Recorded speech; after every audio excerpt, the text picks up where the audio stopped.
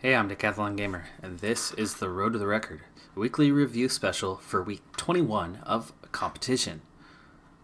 This week, I managed to bring in 1,372 points, which is just over 100 below my best round record from a couple weeks back. And my virtual best raised this week to 2,123 points. Looking at each of the 10 games individually, in Football Manager 2018, I eclipsed my last season's record of 126 points this week with 129 points.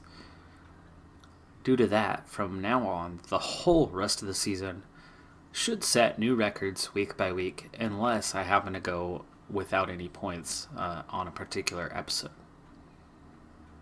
In Stellaris, I once again had 54 points. After that early game rapid expansion, I got really far behind on technology. And so I've been working really hard to gain some ground, establish some positive relationships out there so that I don't find myself getting conquered. So in that hunt for stability, I have remained at 54 points for a long time. Quite a bit off of the last playthrough's record of 187, but far away from the 1,000 point game that is, of course, the eventual goal. In Minecraft, in Speedrun, I remain once again at 275 points this time, and still a bit short of my previous record. In Draft Day Sports College Basketball 2017, I got a new season underway, which was the reason for the drop in points this time, because last season I set the record of 220, which also means that was in the last episode. We're still in preseason, and I now have a base score of 50 points, 170 shy of last season's record. And in Crusader Kings 2, after the long lifespan of the character held at 30 points for a long period of time, last episode, I finally saw the death of that character, and a new character stepping in, bringing the total to 81. And after a short period of time, I go on to the next character, only raising the score slightly to 93 points.